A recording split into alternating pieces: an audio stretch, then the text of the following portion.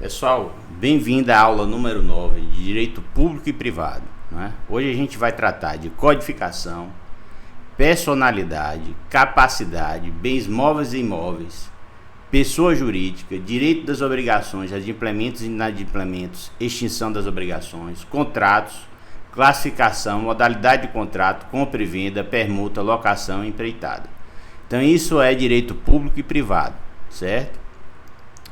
Então, no decorrer da aula 9, a gente vai tratar desses temas em vários vídeos aulas, certo?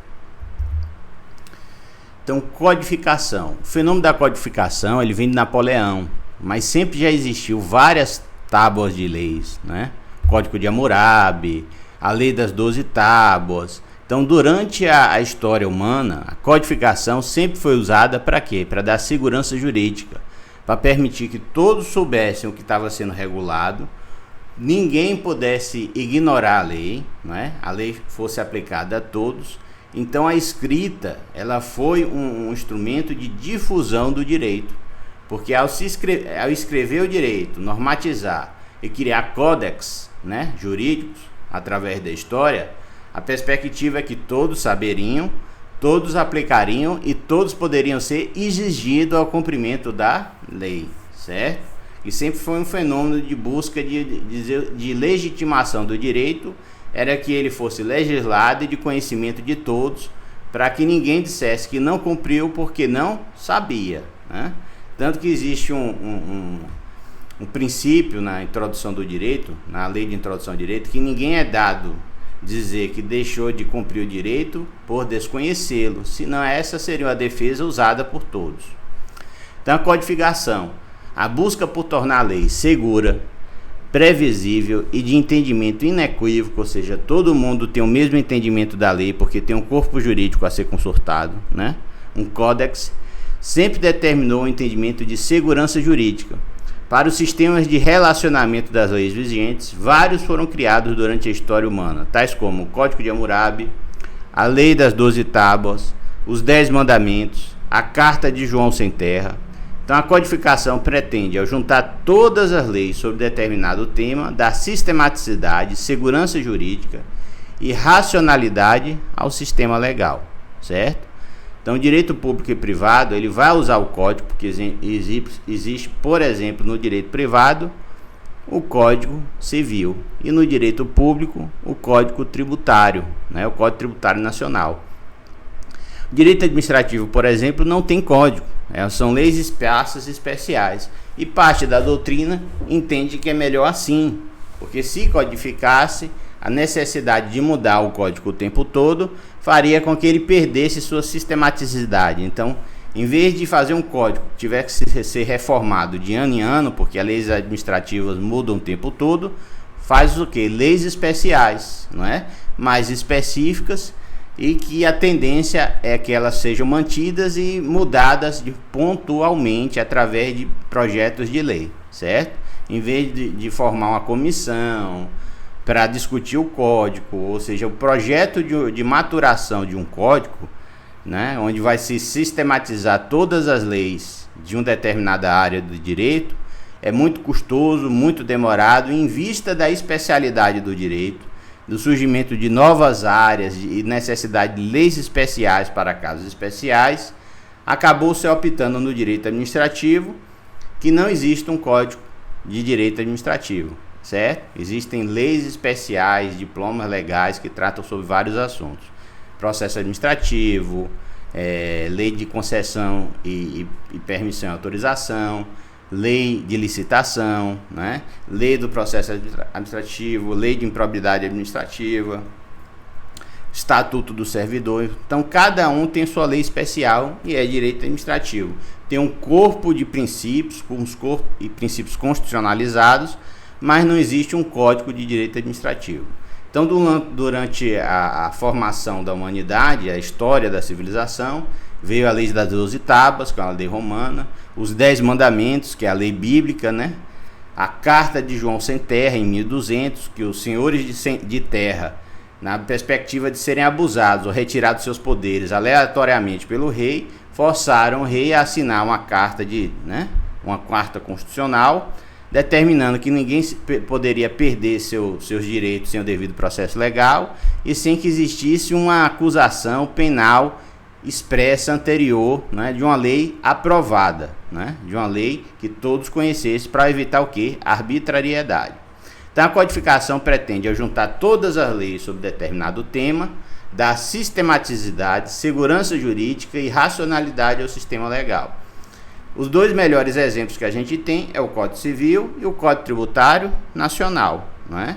Então o Código Civil é um exemplo de sistematização de leis que tratam de direito privado, e o Código Tributário Nacional é um exemplo de código que trata de direito público, né? Da exercício do poder fiscal, de cobrar tributo, lançar tributo e executar o tributo. Sujeitos de direito são as pessoas. Há dois tipos distintos de pessoas: a física, a natural, e a jurídica, né? Pessoa física é a personalidade física, é quem nasce, e a pessoa jurídica é uma personalidade formal. Ela é criada pela lei, pelos atos constitutivos, não é? Através de uma sociedade empresarial, pelo registro dos seus atos constitutivos, ou uma sociedade unipessoal, EIRELI, através dos seus atos constitutivos. Então a personalidade jurídica, ela é criada dentro do mundo empresarial para ser um veículo produtor de riqueza para a organização da atividade produtiva. Então ela foi criada durante a história, né? A primeira sociedade que a gente viu, que se tem notícia, é a Sociedade das Índias, né? Que era uma sociedade voltada para a exploração do comércio da Inglaterra, dos países ocidentais com a Índia. Então a Sociedade das Índias era uma sociedade com participação acionária e que tratava do comércio de especiarias, exportação de produtos europeus e importação de produtos orientais, certo? Então a pessoa física é a pessoa natural, que nasce, cresce e morre, não é? E a pessoa jurídica, ela tem a perspectiva de durar 100, 200, 300 anos, porque as pessoas vão passando por ela vai passando por herança ou compra de ações, e tem pessoas jurídicas que têm 200, 300 anos de existência, né? Empresas, né? Que mudam seu objeto social, agregam outras atividades. Então, o que é que se dá com a pessoa jurídica? Ela permite a expansão da atividade empresarial e permite que essa atividade se prolongue no tempo, porque a pessoa física, exercendo a atividade sozinha, ela tem a limitação de organização. Se algo acontecer com ela, extingue-se a atividade comercial e empresarial, certo? Então a pessoa jurídica foi criada pela atividade empresarial para capacitar a organização e permitir, por exemplo, a abertura de filiais. Então isso dá uma expansão, uma capilaridade à pessoa jurídica, uma existência no tempo muito maior, né? Então, personalidade. Sujeitos de direitos são pessoas, né? E há dois tipos de sujeitos de direito: a pessoa física, ou natural, e a jurídica, que tem direitos e obrigações. Então, pessoa física ou natural. Pessoa física ou natural. Considera-se pessoa física ou natural todo ser humano, ou seja, a criatura que provenha da mulher. Ao estudarmos a pessoa física, inicialmente duas questões relevantes impõem. A primeira questão diz respeito ao exato momento que a pessoa física passa a ser titular de direitos e sujeito de obrigações, e no direito brasileiro é com o nascimento, com vida, né? Ou seja, quando adquire personalidade de direito. E a segunda questão diz respeito ao que? Ao momento que a pessoa física pode exercer os direitos por si, sem ser representada ou assistida por alguém, ou seja, quando adquire capacidade de direito. Então, existe a personalidade de direito, que é a capacidade de fato que todo mundo tem, né? A capacidade de fato, todo mundo nasceu, já tem os direitos. E a capacidade de direito é a capacidade de exercer os direitos, certo? Então, a personalidade de direito é a faculdade de ser titular de direitos e sujeito de obrigações, né? E começa no nascimento com vida. Entretanto, a lei põe a salvo, desde a concepção, o direito do nascituro, ou seja, aquele que vai nascer. Está na barriga da mãe, está pronto para nascer. Então, por exemplo, se ele for herdar, se ele nascer com vida, ele recebe herança. Se ele falecer, é como se ele não tivesse existido. Mas existe a proteção legal, por exemplo, a pessoa faleceu, deixou um herdeiro que está na barriga da mãe, parte na herança vai ser reservado.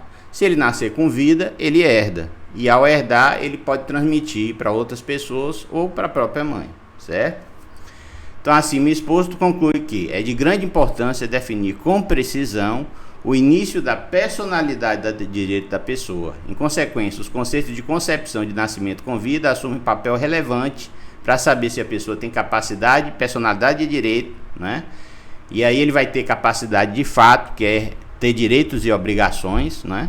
Mas a capacidade de direito de exercê-los, enquanto ele for menor e incapaz, ele vai ter que ser tutelado, curatelado ou assistido até que seja maior de 18 anos, certo?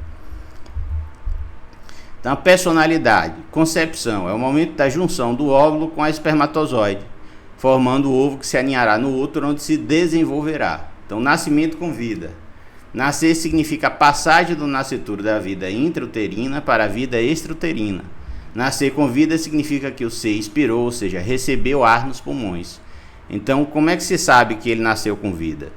Antigamente, não é? Colocava o pulmão. Se o pulmão flutuasse, significava que ele tinha nascido com vida e morrido, tinha respirado. Hoje existem técnicas mais modernas para saber se nasceu com vida e depois faleceu, certo? Então, para o nascituro, sentindo o feto já concebido e que se encontra no ventre materno. Enquanto não se caracterizar a situação de nascimento com vida, haverá apenas uma expectativa de ser sujeito de direito, sendo um sujeito de direito em potencial, né? A situação Schuh-Jenes é um sujeito de direito em potencial. Se nascer com vida, ele herda, e se morrer, ele transmite herança. Veja que interessante. Ele nasceu com vida, herdou, aí 2, 3 meses depois veio a falecer, ou 48 horas depois, não importa, ele já transmite herança para a mãe, para os seus sucessores, para os seus irmãos, não é? Se ele não tivesse nascido morto, ele não era sujeito de direito, e ele não receberia a herança do pai que tinha falecido, né? Que tinha concebido ele e depois veio a falecer. Então veja a importância do nascimento com vida, que é o começo da personalidade de direito, onde o sujeito passa a ser senhor de direitos e obrigações. Quando é incapaz, o exercício de direito dele, né, o exercício dele vai ser assistido, né, tutelado ou curatelado, porque ele é incapaz. Então, a personalidade. Para melhor compreensão da importância da aquisição da personalidade de direito e da expectativa de nascimento, para tornar-se sujeito de direito, vamos a um exemplo. Suponha o falecimento de um milionário, casado recentemente pelo regime de separação de bens, não é? Então, todos os bens eram deles, né, do falecido, que deixa pais vivos e viúva grávida do primeiro filho, né? A morte tem outras consequências, a transmissão do patrimônio do falecido aos seus herdeiros. A lei brasileira estabelece a ordem desses herdeiros, a saber, qual é a ordem de sucessão? A ordem de sucessão é essa: se o casamento for de regime de comunhão universal, se o casamento for de regime de separação obrigatória de bens, e se o casamento for de regime de separação parcial e o autor da herança não houver deixado os bens particulares. Então, existe uma ordem de herança específica para cada regime de casamento. Em primeiro lugar, herdam os descendentes do falecido em concorrência com o cônjuge sobrevivente, salvo se. Então, em primeiro lugar, herdam os descendentes do falecido em concorrência com o cônjuge sobrevivente, salvo se o casamento for em regime de comunhão universal, né? Aí já muda. Se o casamento for de regime de separação obrigatória de bens, né? E se o casamento for de regime de separação parcial e o autor da herança não houver deixado bens particulares, né? Então não tem bens para ser herdados. Se o casamento for de regime de comunhão universal, os bens dele são os bens dela, né? Se o casamento for de regime de separação obrigatória de bens, os regimes não se comunicam, né? Os bens delas são delas e os bens deles são deles. E se o casamento for de regime de separação parcial, significa dizer o quê? Que os bens até o casamento era de cada um. Os bens que vieram a ser constituídos durante o casamento, esses se comunicam, né? Só que quando faleceu, ele não tinha todos os bens que eram deles, ele tinha vendido, extinguido, não existiam mais bens em nome dele. Então, os bens que ele tinha foram os bens que ele adquiriu durante o casamento. Então ele faleceu, né? Só que o autor da herança não deixou bens particulares, porque todos os bens que ele deixou são os bens comunicáveis, né, de regime de separação de parcial. Então os bens são dele e dela, certo? Ordem de herança. Não existindo descendentes, herdam os ascendentes, ou seja, não existindo descendentes, filhos, herdam os ascendentes, ou seja, pais e tios, né? Em concorrência com o cônjuge sobrevivente. Não possuindo descendentes e nem ascendentes, que quem herda é o cônjuge sobrevivente não separado judicialmente. Veja, se não existir descendente nem ascendente sucessível, porque tem um limite, né? Até o 3º grau.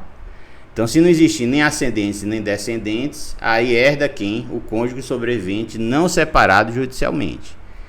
Na falta de supracitados, herdam, ou seja, não tem cônjuge e não tem ascendente nem descendente, aí vai para a linha colateral. Na falta de supracitados, herda os colaterais até o 4º grau, né? 2º grau são irmãos, 3º grau são tios e sobrinhos e 4º grau os primos. Então, se não tiver ascendente, descendente nem cônjuge, vai para a linha colateral. Na linha colateral vai até o 4º grau, ou seja, 2º grau irmãos. Se tiver irmãos, eles herdam tudo, não é? Se não tiver irmãos, tios e sobrinhos herdam tudo e dividem. Os tios e sobrinhos do 3º grau vão dividir tudo igualmente, não é? E se não tiver 3º grau, herda o 4º grau e todos os primos vão dividir. Se for 4 primos, vai dividir a herança em 4. Né? Então veja que cada ordem de herança ela é sucessiva e exclusiva. Se tiver pais e filhos, herda os filhos. Se não tiver filho, herda os pais. Se não tiver pai, herda o cônjuge. Se não tiver cônjuge, herda os parentes de até 4º grau, né? Então não tem pai, que é parente de 1º grau, e não tem filho, que é parente de 1º grau. Aí vai para o 2º grau, que são os irmãos. Se tiver os irmãos, 4 irmãos, divide a herança entre os 4. 3º grau vai receber? Não recebe nada, porque tem o 2º grau que herda tudo. Se for só o irmão, ele herda tudo. Se for 3 irmãos, 4 irmãos, divide entre os 5 irmãos. No 3º grau, não tem irmão, tem só tio e sobrinho. Pronto, no 3º grau, os tios e sobrinhos partilham a herança igualmente, certo? No 4º grau, não tem o 3º grau, tem o 4º grau, só tem os primos. Pronto, se tiver um primo, o primo vai herdar tudo. Se tiver 4 primos ou 5 primos, os 5 primos vão partilhar igualmente em 5, né, pedaços a heranças, né, em 5 partes iguais. Então veja que a ordem de herança é exclusiva, né? Primeiro grau, ascendente e descendente, se não tiver o cônjuge, parentes de 2º grau, que são os irmãos. Se tiver os irmãos herdam tudo, não é? Não tem irmão, vai para os tios e sobrinhos. Se tiver tios e sobrinhos herdam tudo e nada o 4º grau receber. Se não tiver tios e sobrinhos, vai para o 4º grau, tem os primos. Se for um primo só, herda tudo. Se for 4 primos, os 4 primos vão dividir em 4 partes iguais.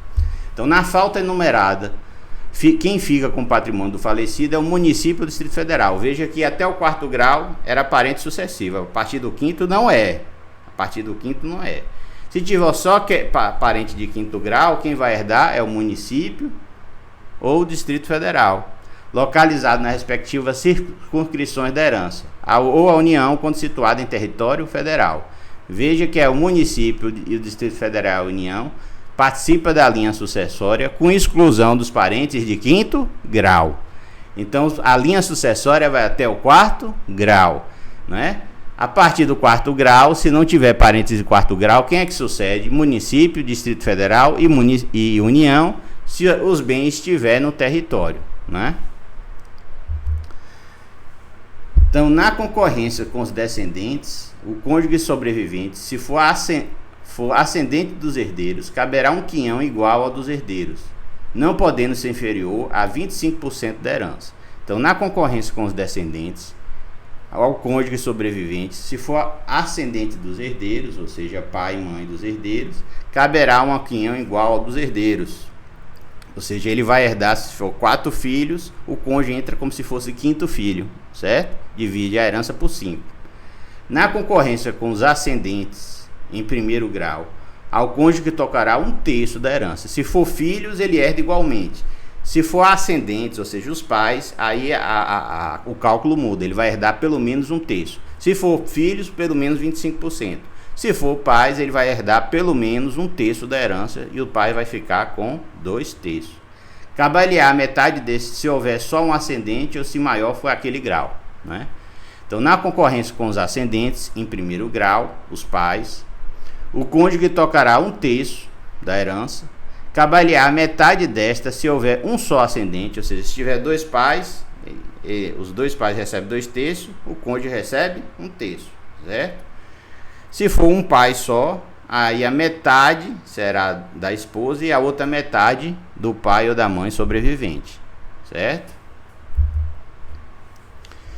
Então, no exemplo citado, há de se aguardar o nascimento do filho falecido, pois a lei assegura direitos ao nascituro e considera como sujeito de direito em potencial, caso enseja várias possibilidades. Se o nascituro nascer com vida, receberá a herança pelo falecimento do pai em concorrência com a mãe. Se o nascituro nascer morto, não adquire personalidade de direito, portanto não receberá e nem transmite a herança, que ficará com os avós paternos, em concorrência com o cônjuge sobrevivente, visto que figura em segundo lugar na ordem de vocação sucessória, né?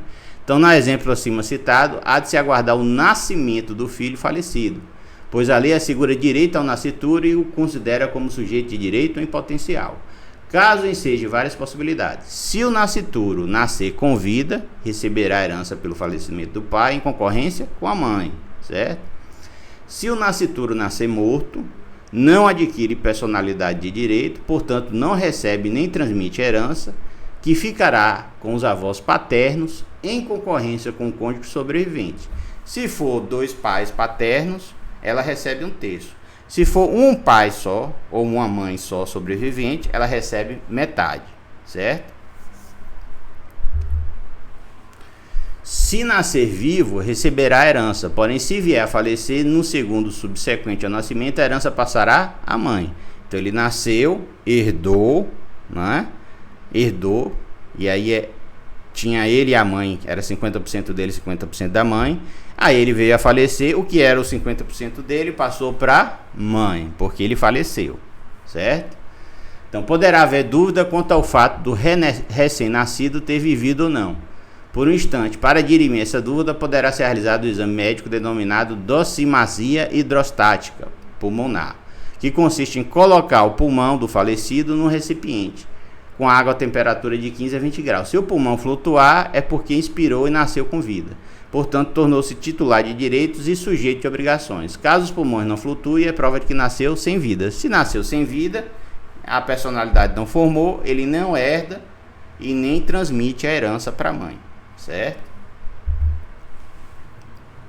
Então, capacidade de direito. Capacidade de direito, também chamada de capacidade de exercício, é a aptidão de exercer e assumir obrigações, por si ou pessoalmente, sem estar assistido ou representado pelos pais, curador ou tutor.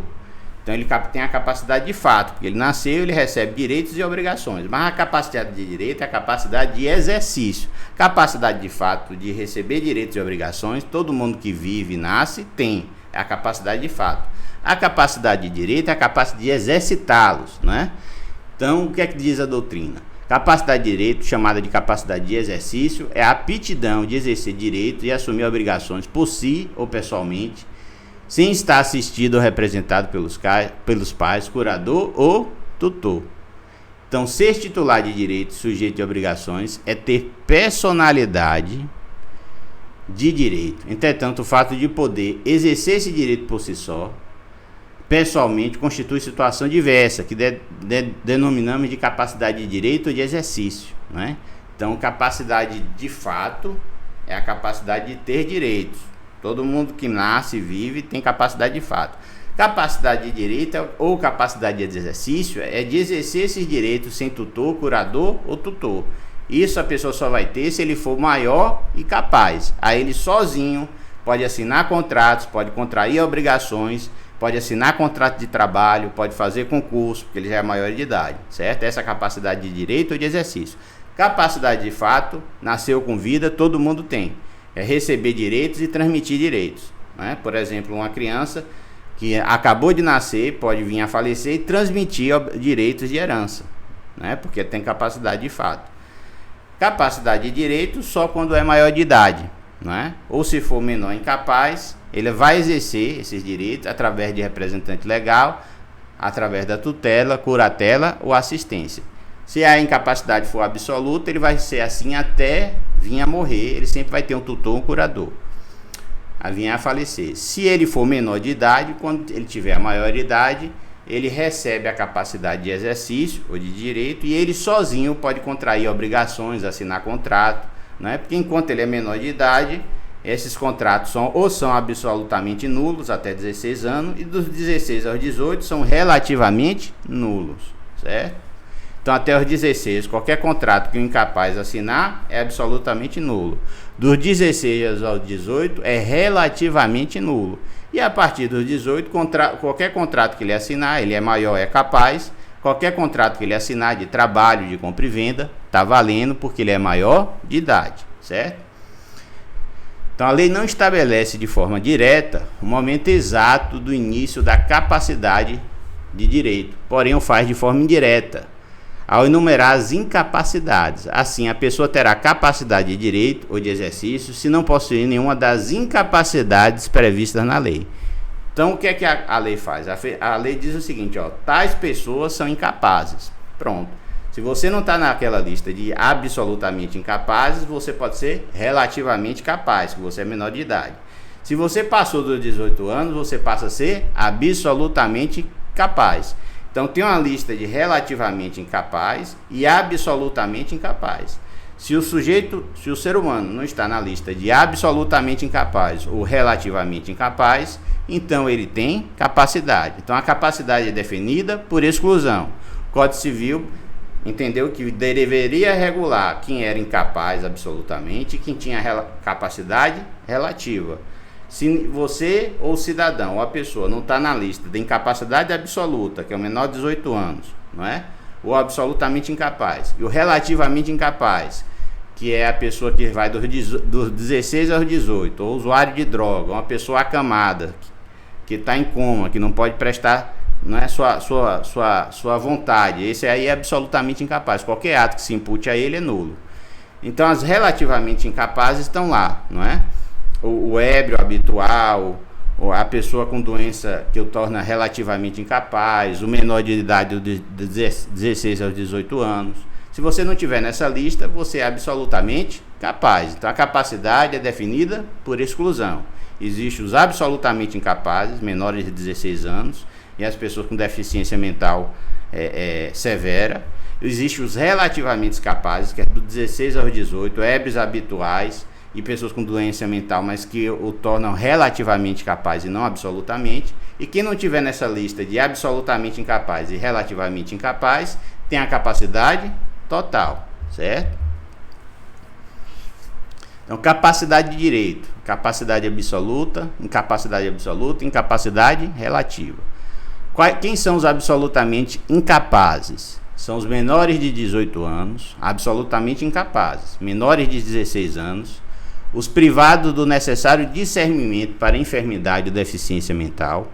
Então, os privados do necessário discernimento por enfermidade ou deficiência mental. Os que não puderem exprimir sua vontade, mesmo por causa transitória, não é?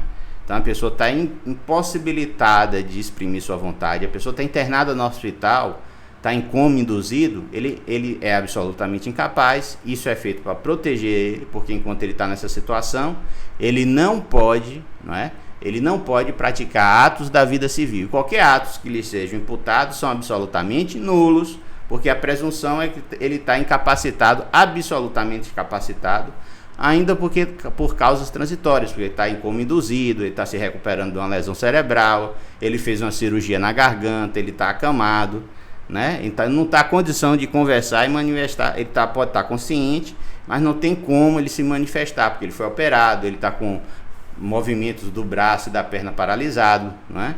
Então ele está absolutamente, por causas transitórias, que evidentemente podem passar, e ele voltar a ter a capacidade dele quando ele sair do hospital, da coma, da recuperação hospitalar, certo?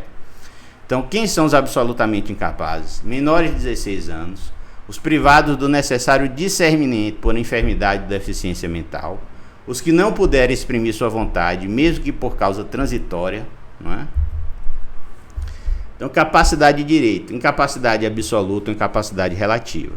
Os relativamente incapazes são os menores entre 16 e 18, esses são os relativamente. A gente viu os absolutamente, menor de 16, o que quem por causa transitória não pode exprimir sua vontade, e os que não puderem exprimir sua vontade, mesmo que por causa transitória. Ou os privados do necessário discernimento por enfermidade ou deficiência mental. Tem gente que já nasce com deficiência mental grave, tornando ela absolutamente incapaz, e essa incapacidade vai pela vida toda, mesmo que ela atinja 18 anos, ela não vai ter a capacidade dela declarada, não é? Então, menores de 16 anos, os privados do necessário discernimento por enfermidade ou deficiência mental, e os que não puderem exprimir sua vontade, mesmo por causa transitória. São esses três tipos de incapacidade: menores por 16 anos, os privados de necessário discernimento por deficiência mental, e o terceiro, os que não puderem exprimir sua vontade, mesmo por causa transitória. Então, a pessoa hospitalada em cama, em coma induzido. E os relativamente incapazes, né?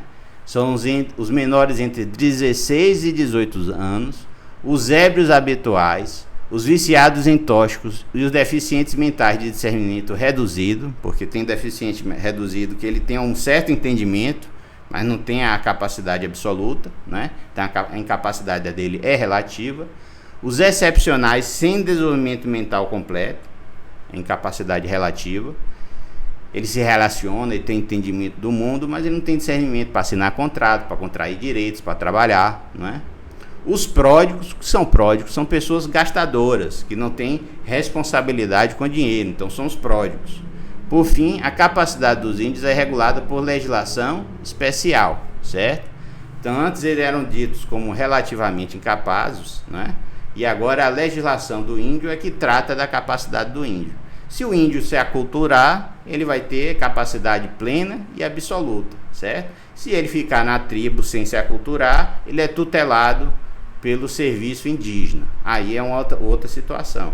Se o índio tirar CPF, RG e abrir conta em banco, ele tornou-se absolutamente capaz factualmente. Então, o fato constitui a capacidade do índio. Capacidade de direito, incapacidade absoluta, incapacidade relativa. Os absolutamente incapazes é aquele que, absolutamente capaz, não pode, portanto, comparecer pessoalmente para praticar os atos da vida civil e mercantil. Se o fizer, tal ato será nulo, ou seja, é como se não existisse. Então, os atos praticados pelos absolutamente incapazes são absolutamente nulos, não tem efeito jurídico, não existe, certo? Capacidade absoluta e incapacidade relativa. Diferenças, aspectos e características. Desde o nascimento com vida, ficam os filhos sujeitos ao poder familiar dos genitores enquanto menores. Se houver o falecimento de ambos os pais, ou se estes forem suspensos ou destituídos do poder familiar, os filhos menores de 16 são postos em tutela, nomeando o juiz um tutor, não é? Então a pessoa é relativamente incapaz, né, tem 16 a 18 anos, faleceu os pais, não é? Então se nomeia um tutor, não é? Para cuidar dessas atividades que eles vão praticar, dando assistência, integrando sua capacidade dos relativamente capazes. Então, desde o nascimento com vida, ficam os filhos sujeitos ao poder familiar dos genitores enquanto menores. Se houver o falecimento de ambos os pais, ou se estes forem suspensos ou destituídos do poder familiar, os filhos menores de 16 são postos em tutela, menores de 16 são postos em tutela e nomeando o juiz um tutor. Quando a pessoa completa 16 anos, é um deficiente e é um deficiente mental, achando-se impossibilitado de cuidar dos próprios interesses e não estiver sob o poder familiar, está sujeito a curatela. Então, tutela é até o menor de 16 anos e curatela é a pessoa que está entre 16 e 18 anos, mas ele tem uma deficiência mental grave, ou seja, ele não é relativamente capaz. Ele atingiu os 16 e tem uma incapacidade absoluta. Então se nomeia um tutor, um curador, que vai curatelar as atividades e interesse desse menor, né, que completou os 16 anos, mas não entrou na faixa de ser um relativamente incapaz, certo? Que é dos 16 aos 18, a pessoa tem incapacidade relativa, a partir dos 18, capacidade absoluta. Então, se for, os pais morreram e é menor de 16, nomeia-se um tutor. Passou dos 16 e tem uma deficiência mental grave que o torna absolutamente incapaz, mesmo que ele, passando da idade, em teoria ele seria relativamente capaz, mas ele não tem capacidade, nomeia-se um curador que vai cuidar dele o resto da vida, certo?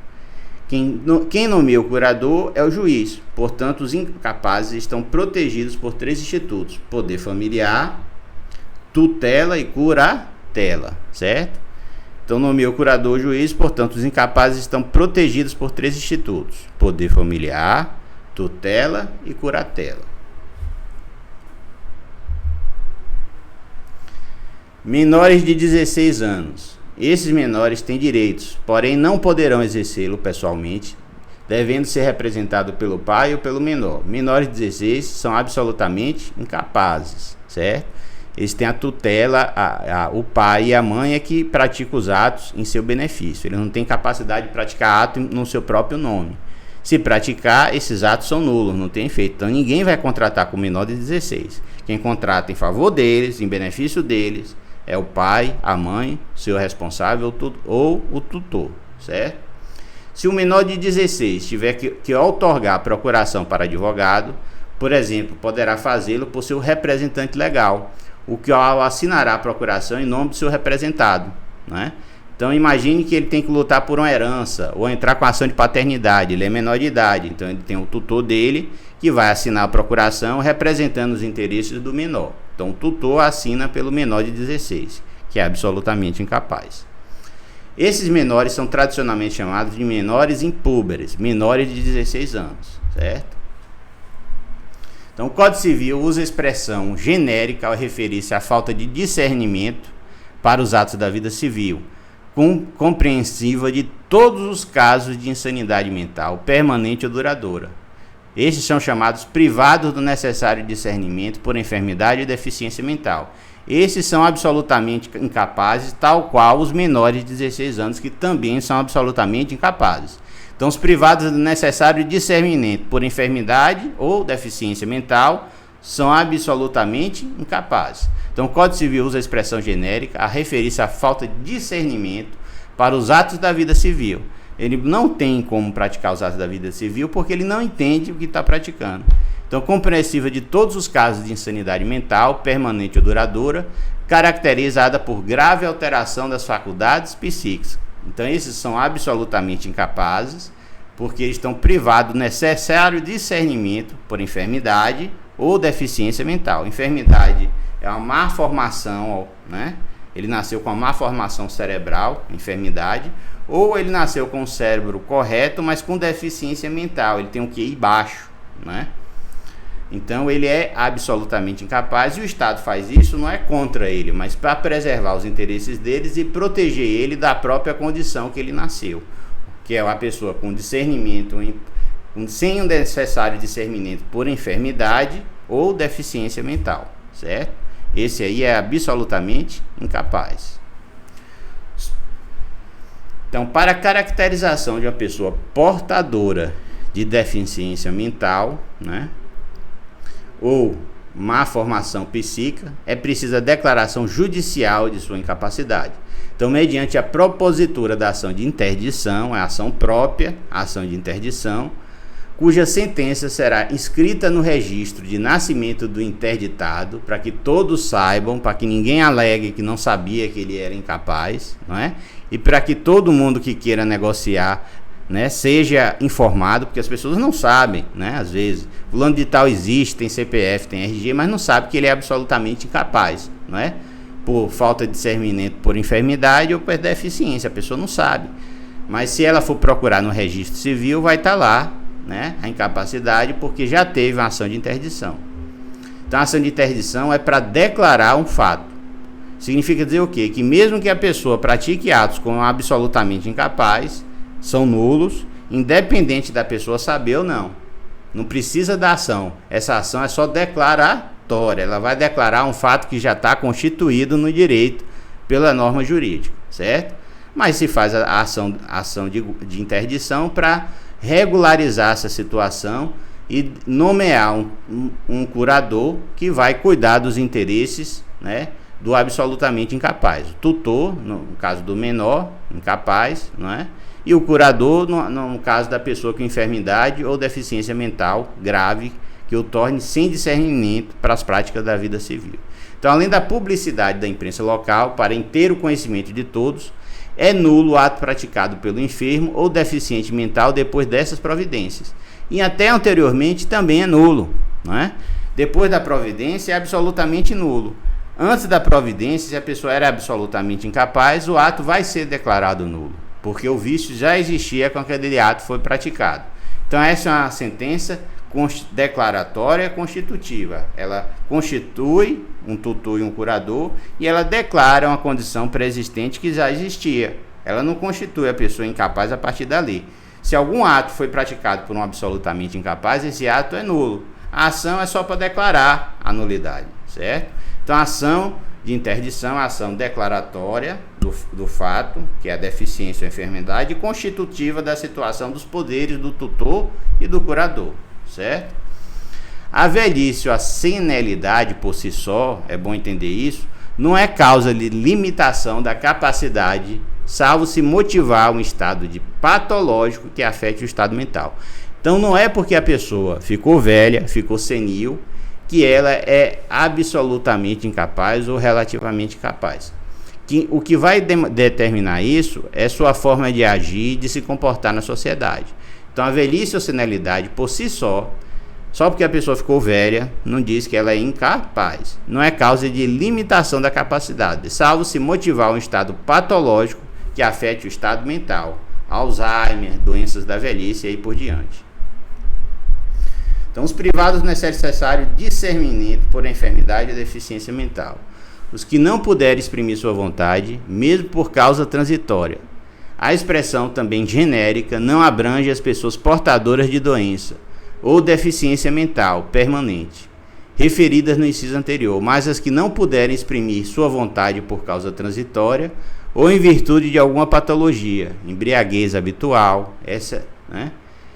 uso eventual de entorpecentes ou substâncias alucinógenas, hipnose ou outras causas semelhantes. Então, os que não puderem exprimir sua vontade, mesmo por causa transitória. E aí vai cair. A expressão também genérica não abrange as pessoas portadoras de doenças ou deficiência mental permanente, referindo no inciso anterior, mas as que puderem se exprimir sua vontade por causa transitória.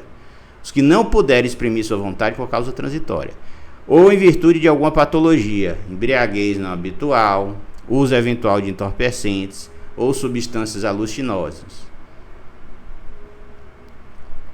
hipnose e outras causas semelhantes. Então é nulo assim o ato jurídico exercido pela pessoa em condição de psíquica normal, mas que se encontrava completamente embriagado no momento em que praticou. Em virtude dessa situação não transitória, não se encontrava em perfeita condições de exprimir sua vontade. Veja que o ato foi praticado, mas ele foi declarado nulo, porque a nulidade aconteceu no ato. A pessoa, quando praticou o ato de compra e venda, estava totalmente embriagado, estava passando por uma situação psiquiátrica, estava tendo um surto, tem transtorno bipolar, tem esquizofrenia, tomando a medicação, ela está nas faculdades mentais, sem a medicação, ela tem um surto.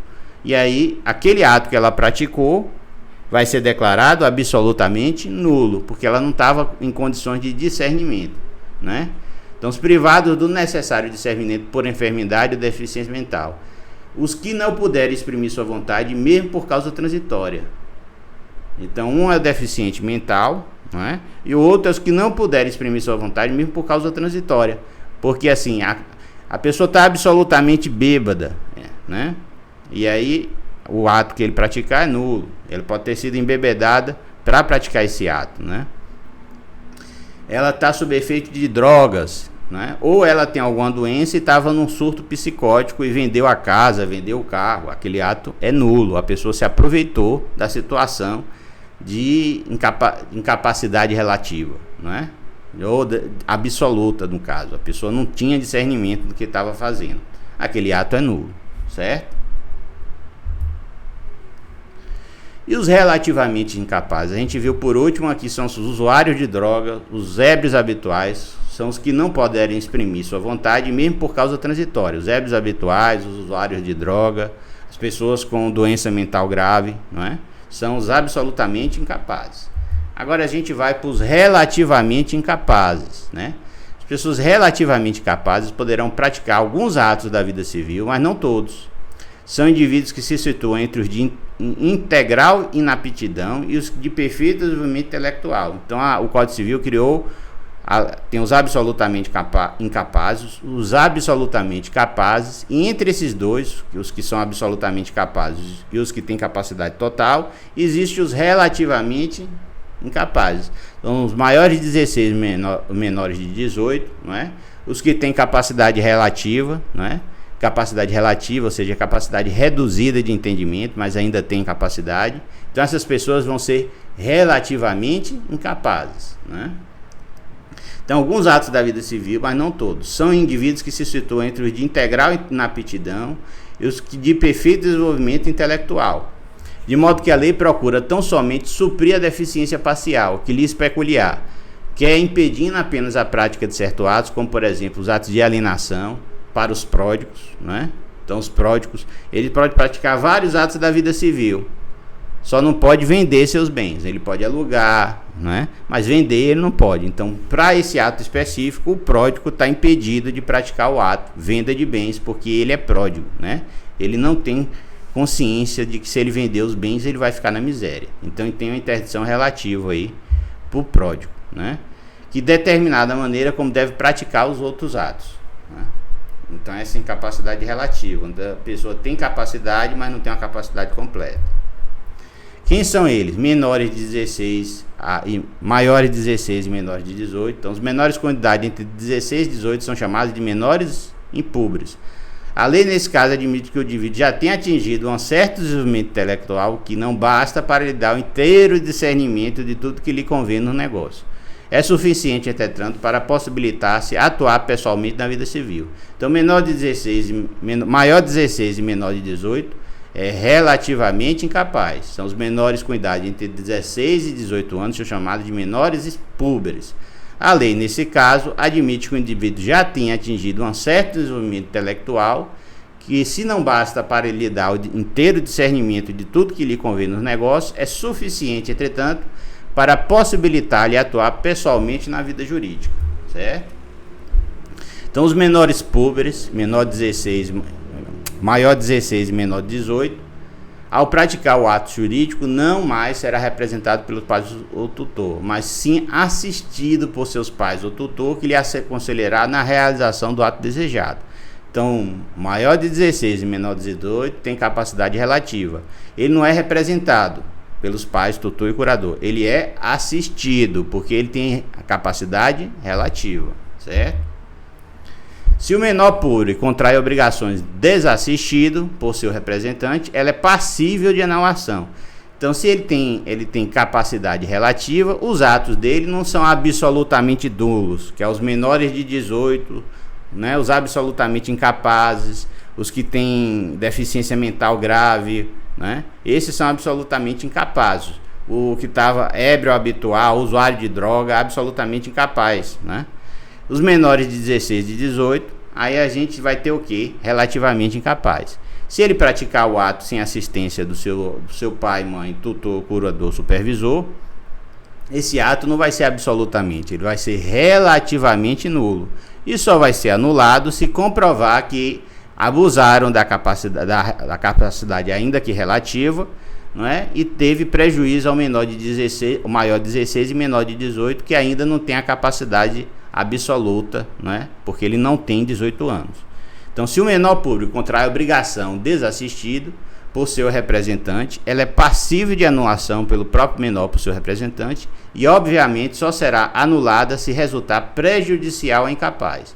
Então, uma regra que limita a chance desse princípio, pois ele não incide sobre o menor, que agindo dolosamente, enganou o outro contratante sobre a sua idade, certo? Então, como muito bem observada, Silvio Rodrigues, diferentemente do caso do impúber, né, o maior de 16 e menor de 18, aqui é o próprio menor que atua nos negócios jurídicos, e a sua vontade que vai constituir sua mola geradora. Ele só precisa ser assistido, aconselhado, né? A vontade dele não é representada. Mas se for comprovado que abusaram da sua incapacidade relativa, o negócio pode ser declarado nulo. Ele não é absolutamente nulo, ele é relativamente nulo. Então, como muito bem observado por Silvio Rodrigues, diferentemente do caso do impubre, o menor pubre é o próprio menor que atua no negócio jurídico e é a sua vontade que vai constituir sua mola geradora. Se o menor pubre contrai a obrigação desassistida do seu representante, ela é passível de anulação pelo próprio menor para o seu representante. Ela é passível, ela é anulável, mas ela não é nula, certo? E, obviamente, só será anulada se resultar prejudicial ao incapaz.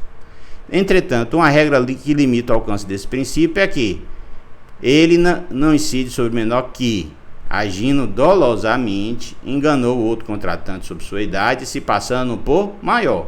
Se o menor dolosamente se passou por maior, aquele ato não vai ser anulável, porque ele não pode ser beneficiado pela própria torpeza. Esse é um princípio do direito, ninguém pode ser beneficiado pela sua própria torpeza, certo? Então, o menor entre 16 e 18 anos não pode, para eximir-se de sua obrigação, invocar a sua idade se dolosamente o ocultou quando inquirido pela outra parte, ou se no ato de obrigar-se declarou-se maior. Aqui entra em conflito dois princípios gerais do direito. De um lado, o anseio de proteger o menor, de outro, o propósito de repelir o dolo e amparar a boa-fé, não permitindo que leve aquela a melhor sobre esta. Então, o menor entre 16 e 18 anos não pode, para eximir-se de sua obrigação, invocar a sua idade se dolosamente a ocultou quando inquirido pela outra parte, ou se, no ato de obrigar-se, declarou-se maior. Então, toda vez que o menor, relativamente menor, se declarar maior, ou se perguntar se você quer maior, ou se ele ocultar a sua idade, ele não pode depois, porque teve prejuízo com o ato, pedir a nulidade do ato, porque ele usou de subterfúgios para a pessoa que contratava com ele achar que ele tinha capacidade plena. Então, ele não vai poder anular o ato, porque ele não pode se beneficiar da própria torpeza, certo? Os relativamente incapazes, né? Os ébrios habituais, os viciados em tóxicos, os deficientes mentais de discernimento reduzido.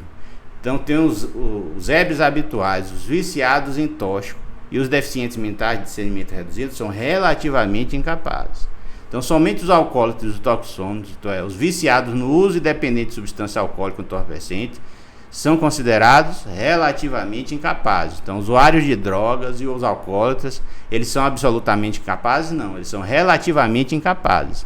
Mas se eles estiverem numa situação de muita droga e de muito álcool, aí eles estão sem possibilidade de emitir a vontade, não é? E o ato, episodicamente, vai ser declarado absolutamente nulo, porque ele estava tão drogado, ele estava tão alcoolizado, que ele não estava mais relativamente capaz, ele estava absolutamente capaz. Então é uma situação limítrofe, vai depender da situação concreta. Se o nível de alcoolismo dele ou de toxomania tirou toda a capacidade dele, aquele ato que ele praticou vai determinar que ele estava absolutamente incapaz para praticar, aquele ato é absolutamente nulo. Então, regra geral, os alcoólatras e o toxômetro têm a capacidade relativa. Significa dizer que os atos que eles praticam só são relativamente nulos. Mas a depender da situação, do álcool, se ele foi embebedado para poder praticar o ato, ou se ele foi oferecido droga e ele está com quantidade tão grande para praticar aquele ato, naquele caso, ele pode ser declarado que ele estava em situação de zero discernimento, e aquele ato, em vez de ser relativamente nulo, passa a ser absolutamente nulo. Então, regra geral, o alcoólatra e o toxômano é relativamente incapaz, e os atos que ele praticar é relativamente nulo ou anulável, certo? Mas a depender da situação, como a gente já viu, se ele estiver muito alcoolizado e alguém alcoolizou ele, se ele estiver muito drogado e alguém drogou ele, aquele ato lá vai ser nulo. Isso vale para todo mundo, não só para drogado e o alcoolizado, isso vale para todo mundo. Se alguém for embebedado e perder sua capacidade de discernimento, ou se alguém for drogado e perder sua capacidade de discernimento. Se nesse ato a pessoa for abusada e praticar um ato contra a sua vontade ou sem discernimento, praticou, mas não queria ou não estava nas suas faculdades mentais plenas, aquele ato é absolutamente nulo, certo? Então veja a beleza do direito. Tem o regramento geral, mas a depender do caso concreto, a pessoa pode ser declarada que naquele ato, para aquele fato, ela estava sem capacidade mental nenhuma, de discernimento nenhuma, e aquele ato, que regra geral seria relativamente nulo, passa a ser absolutamente nulo. Então, os ébrios habituais, os viciados em tóxicos e os deficientes mentais de discernimento reduzido, e não absolutamente nulo, é reduzido. Somente os alcoólatras e os toxômanos, isto é, os viciados no uso independente de substância alcoólica ou de entorpecente, são considerados relativamente incapazes. Os usuários eventuais que, por efeito transitório dessas substâncias, ficarem impedidos de exprimir plenamente sua vontade, estão incluídos no rol dos absolutamente incapazes. Então veja que a pessoa é relativamente incapaz, é o usuário toxômano e o alcoólatra, ele é relativamente incapaz. Mas se alguém, por uso abusivo de álcool ou por uso abusivo de tóxico, for induzido a praticar um ato sem discernimento nenhum, essa pessoa, ainda que seja capaz, naquele ato lá, foi determinado que ela não tinha discernimento nenhum, ela estava absolutamente incapaz de praticar aquele ato, em vez de ser relativamente nulo, é absolutamente nulo, porque a pessoa estava absolutamente incapacitada. Então veja os casos das mulheres que tomam drogas fazem sexo, entre aspas, consensual, ou uma pessoa que é alcoolizada para assinar um contrato de compra e venda. Veja, então nesses casos aí, essa pessoa está sem discernimento, aquele ato lá vai ser declarado que ela praticou sem capacidade nenhuma, ela estava absolutamente incapacitada pelo uso abusivo de álcool ou uso abusivo de droga, por si administrada ou por terceiros, certo? Os excepcionais sem desenvolvimento completo, esses são relativamente incapazes. A gente viu os menores de 16 e 18, os usuários de droga frequentes são relativamente capazes, e os excepcionais sem desenvolvimento completo. Os excepcionais sem desenvolvimento completo também são relativamente incapazes. Então, portador de deficiência que não tem desenvolvimento mental completo deve ser assim assistido na prática do negócio jurídico. Portador de deficiência que não tem desenvolvimento mental completo, relativamente capaz, deve ser assistido na prática do negócio jurídico sob pena de anulabilidade, não nulidade, anulabilidade. Não é que o negócio é absolutamente nulo, ele tem nulidade relativa e vai ser declarada se for provado que a pessoa abusou as pessoas com excepcionalidade e desenvolvimento mental incompleto.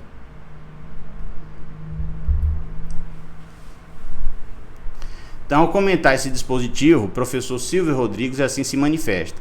Esse dispositivo, que de extrema flexibilidade, deixa uma porta aberta para aqueles casos de deficiência mental mais brandos, que não couberam no dispositivo do artigo 3º, que arrola entre os absolutamente capazes que não tiverem, por enfermidade ou deficiência mental, discernimento para participar do negócio jurídico. Esses têm discernimento, esses têm um entendimento da vida, mas é um discernimento limitado, relativo. Então, os atos que ele praticar sem assistência são relativamente nulos. Se provar que foi em prejuízo, é declarada a nulidade. Os absolutamente incapazes, não. Todo ato que ele praticar é absolutamente nulo, porque ele não tem capacidade nenhuma, certo? E os pródigos? Os pródigos é uma incapacidade interessante, é a capacidade social. A pessoa tem discernimento, tem capacidade, mas nesse ato das vidas civis de comprar e vender, ele é descontrolado, não é? E aí pode ter uma característica psicológica mental grave, né? Que detone a situação de prodigalidade dele, ou seja, dele não ter controle financeiro. Então, considera-se pródigo a pessoa que gasta desordenadamente seu patrimônio, podendo-se em situações que poderá levar à miséria. Então, a prodigalidade é decretada no interesse do pródigo, do próprio pródigo, né? Então, considera-se pródigo a pessoa que gasta desordenadamente seu patrimônio, pondo-se em situação de poder levá-lo à miséria. A família interdita, né, faz a interdição, e aí vai ter uma pessoa que vai assistir seus atos e vai impedir que qualquer ato da vida civil de compra e venda de imóveis que possa levar à falência sejam praticados, certo? Então, o pródigo declarado como tal torna-se incapaz de praticar certos atos, como de emprestar, transigir, dar quitação, alienar, em especial alienar, hipotecar, demandar ou ser demandado e praticar em geral os atos que não sejam de mera administração, ou seja, todos os atos que importem diminuição do seu patrimônio, o pródigo tem que ser assistido, porque ele é relativamente capaz. Então o pródigo fica impedido de emprestar dinheiro, que as pessoas abusam do pródigo, transigir, quer dizer que já foi paga a dívida, dar quitação de dívida, alienar, hipotecar seus bens, demandar, porque ele pode fazer demandas temerárias, onde ele vai perder, vai ter que pagar o ônus processual, ser demandado, ele não pode ser demandado, não é? E praticar em geral os atos que não sejam de mera administração, ou seja, todos os atos que importem diminuição. Ele pode alugar, desalugar, não é? Ele pode receber, mas dar quitação sozinho ele não pode. Então ele precisa, se a pessoa contratar com um pródigo, tem que procurar o tutor dele, né, para que essa pessoa assistida dê a quitação, né? Ele não pode vender, não pode hipotecar, não pode comprar, né? Para quê? Para que ele não gaste o dinheiro dele e fique na miséria, certo?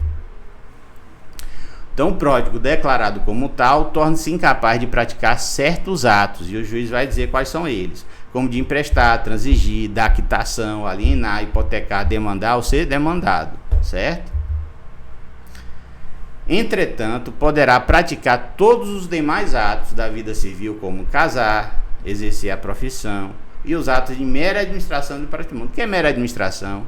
Não é? Alugar, receber o aluguel, mas a quitação dele só vai valer se esse não for um dos atos que ele está impedido de praticar. Então, o ato de casar, de praticar a profissão, de viver, né, ele pode praticar, mas os atos que podem interferir no seu patrimônio, na sua sobrevivência, nos termos da decisão que vai dizer, né, pode ser vários ou pode ser alguns, não é? Apostar, às vezes o pródigo aposta muito, então as pessoas sabendo que ele está interditado, que ele tem prodigal ligado, ninguém vai apostar com ele, ninguém vai querer, não é, exercer esses atos da vida civil com ele, né? Então o pródigo poderá praticar todos os demais atos da vida civil, como casar, exercer a profissão e atos de mera administração do patrimônio, mas se for ato de alienação, ele não pode, certo? Os índios são habitantes das selvas, né? Não integrantes da civilização, então eles são absolutamente capazes. O Código Civil determina que a capacidade do índio será regulada pela legislação especial, que é a Lei do Índio, né? Então, o diploma legal que atualmente regula a situação jurídica dos índios no país é a Lei número 6.001, de 19 de dezembro de 1973, que dispõe sobre o Estatuto do Índio, proclamando que ficarão sujeitos à tutela da União até se adaptarem à civilização. Então, o índio é absolutamente incapaz, ele não pode praticar atos de vender a terra, vender a mulher dele, se for da cultura dele, mas depois que ele for aculturado, não é? Proclamado que ficarão sujeitos à tutela da União enquanto ele não se aculturar. Se ele for aculturado, tiver CPF, RG, abrir empresa, aí ele é capaz. Ele demonstrou de fato a capacidade dele, né? E não tem como se discutir. Existe, pessoal, a emancipação. O que é a emancipação? É pegar uma pessoa de 16 a 18 anos e tornar, que é relativamente capaz, tornar ela absolutamente capaz, né? Então, no que diz respeito à idade, a incapacidade da pessoa cessa a partir dos 18 anos completo. Mas vai que a pessoa possa se emancipar ou ser emancipada, né? Ela pode passar no concurso público, assumir emprego, ter comércio. Nesses casos aí, ela se emancipou. Ou o pai pode emancipar ela, tá? No entanto, existem diversas situações em que a pessoa passa a ser considerada absolutamente capaz antes de atingir os 18 anos. Essas situações são chamadas de emancipação, que pode ser o pai e a mãe emancipando, ou ela praticando atos da vida civil que demonstram que ela já se emancipou, certo? Então, a emancipação no conceito de Clovis Bevilacqua é a aquisição da capacidade civil antes da idade legal, ou seja, a pessoa adquire capacidade para exercer pessoalmente direitos e assumir obrigações sem haver completada a maioridade, não é? Então, a emancipação. Os casos de emancipação são enumerados pelo Código Civil Brasileiro, a saber, por concessão dos pais, de um deles na falta do outro, mediante instrumento público, independente de homologação judicial ou por sentença do juiz, do tutor, se o menor tiver 16 anos completo. Pelo casamento, não é? Então os pais podem determinar a emancipação, ou o juiz pode, em favor do emancipado, não é? Para que ele cuide da própria vida. Pelo casamento, se a pessoa casou, ela tem que ser capaz para arrumar emprego, alugar casa, comprar imóvel, não é?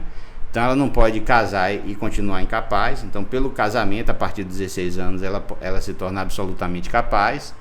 Pelo exercício de emprego público efetivo, mesmo que ele seja menor de 16 a 18, ele torna-se absolutamente capaz, porque ele foi empregado em emprego público por concurso, ou seja lá, cargo temporário.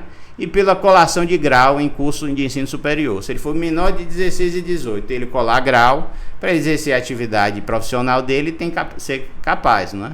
Então, se ele colou grau, ele demonstrou que tem a capacidade e ele se emancipou. Então, veja que tem a emancipação do juiz e dos pais e tem a emancipação do próprio relativamente incapaz.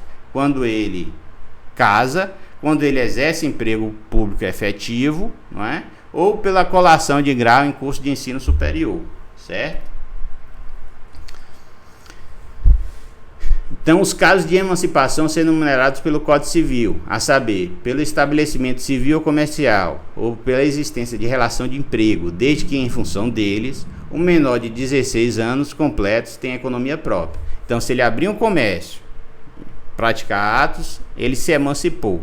Ou pela existência de relação de emprego, né? Ele se emancipa também. Ou em função deles, o menor de 16 anos completo tem economia própria. Então, se ele já tem economia própria de 16 a 18, ele seria relativamente incapaz.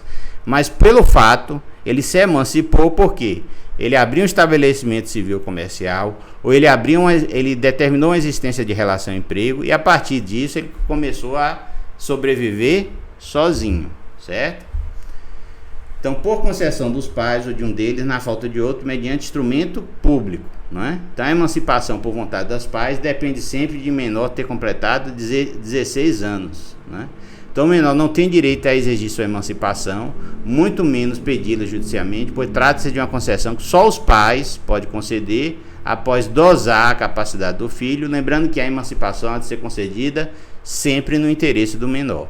Então, a emancipação pode ser dos pais, o tutor, o juiz, a partir dos 16, pelo casamento, não é? Pela colação de grau ou pela relação empregatícia, se ele assumir um cargo público ou emprego público, ou se ele abrir uma empresa própria e, por causa desses fatores, conseguir se sustentar sozinho. Aí ele se emancipou, certo? Tem a emancipação dada pelos pais, tutor, curador e juiz. Ele é emancipado em favor dos interesses dele, não é?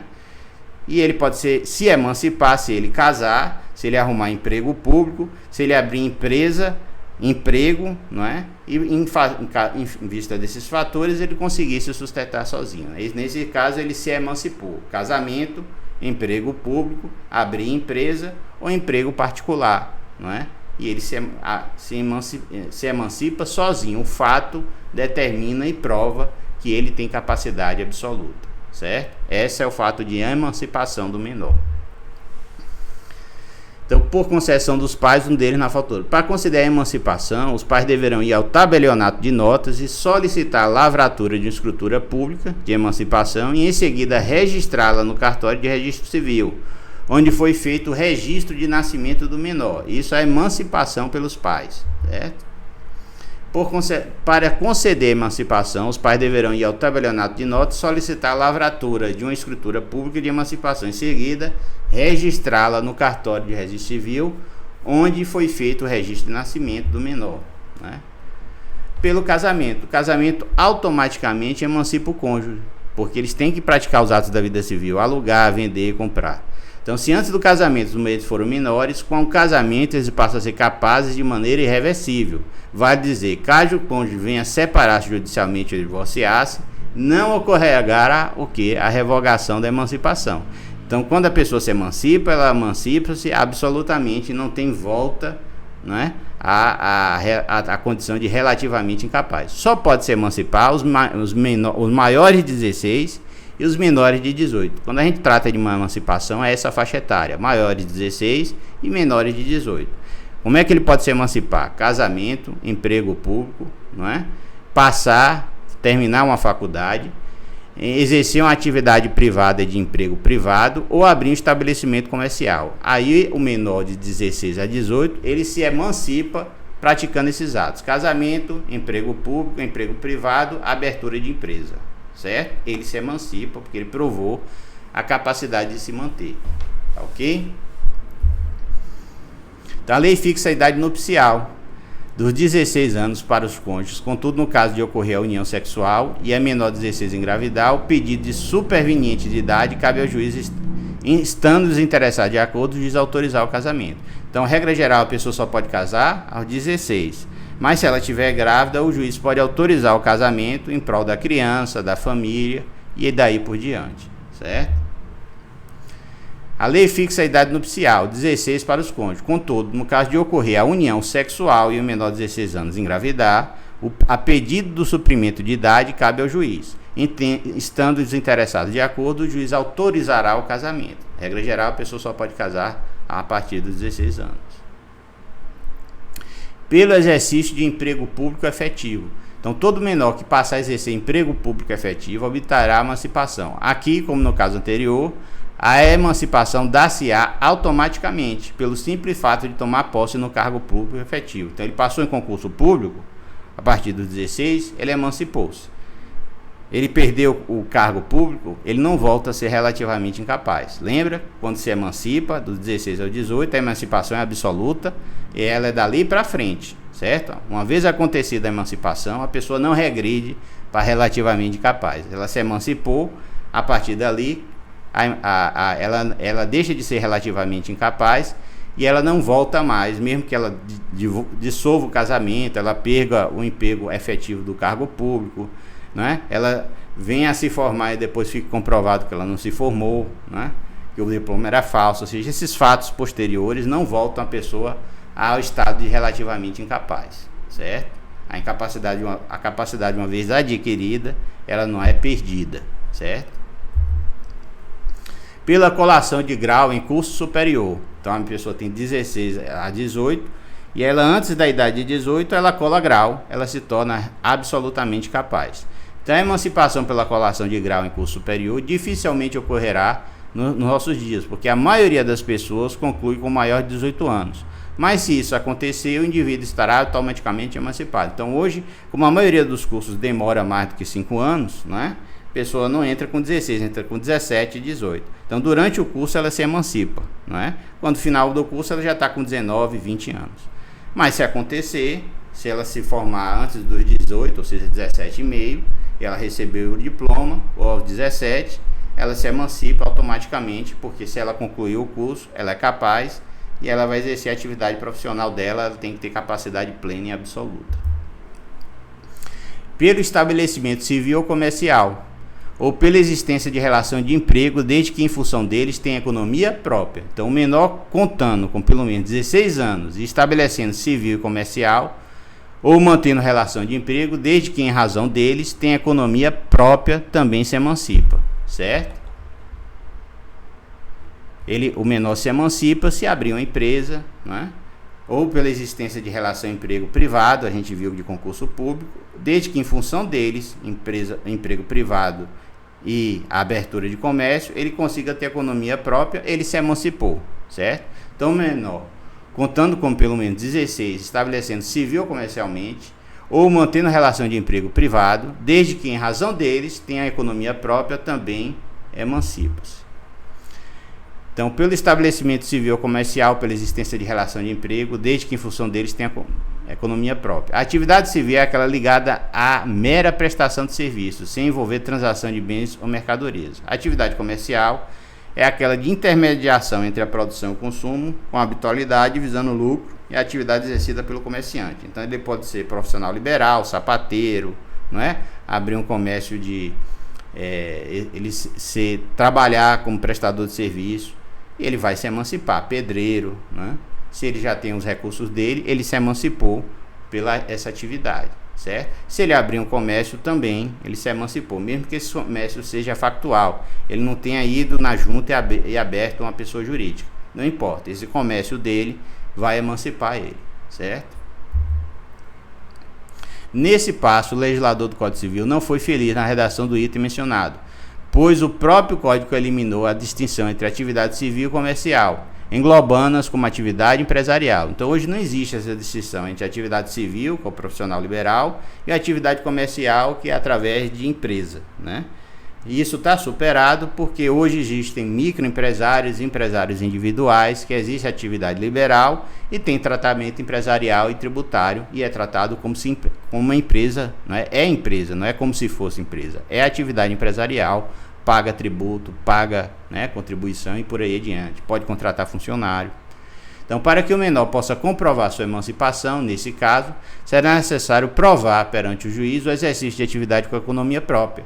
Feito isso, o juiz sentencia constituindo-se a prova, né? Então, o fato emancipou, mas ele entra com a ação pedindo a emancipação para que ninguém duvide que ele tem capacidade jurídica. Por quê? Porque os pais podem estar vivos e as pessoas podem ficar com temor de negociar com ele. Ele entra com pedido de emancipação para declarar o fato. Ele não vai constituir a emancipação, vai declarar que ele já foi emancipado por esses atos da vida civil. Quais são eles? Casamento, passar em concurso público, colação de grau, abrir empresa com economia própria ou assumir emprego privado e dele sobreviver, certo? Ele pode entrar com ação declarando a capacidade, né? Mas a capacidade aí é a capacidade de fato, ele está exercendo a vida civil e o juiz só vai declarar o fato, certo? Para que ninguém duvide da capacidade dele. Então, pessoal, com isso a gente terminou essa primeira parte da aula 9, né? E até a próxima aula.